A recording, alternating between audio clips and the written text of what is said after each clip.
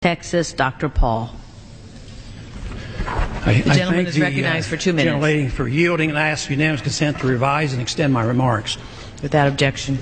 Madam Speaker, I rise in opposition to this resolution, not because I am taking sides and picking who the bad guys are and who the good guys are, but I'm looking at this more from the angle of being a United States citizen, an American.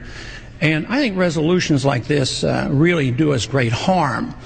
In many ways, what's happening in the Middle East, and in particular with Gaza right now, we have some moral responsibility for both sides in a way, because we provide help and funding for both Arab nations and Israel.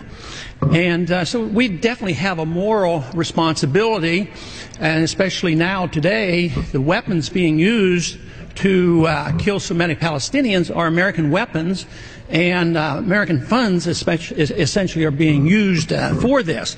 But there's a political liability which I think is something that we fail to look at, because too often there's so much blowback from our intervention in areas that we shouldn't be involved in. You know, Hamas, if you look at the history, you'll find out that Hamas was encouraged and really started by Israel, because they wanted Hamas to counteract Yasser Arafat. And you say, well, yeah, that was better then and served its purpose, but we didn't want Hamas to do this. So then we as Americans say, well, we have such a good system, we're going to impose this on the world. We're going to invade Iraq and teach people how to be Democrats. We want free elections. So we encourage the Palestinians to have a free election. They do, and they elect Hamas.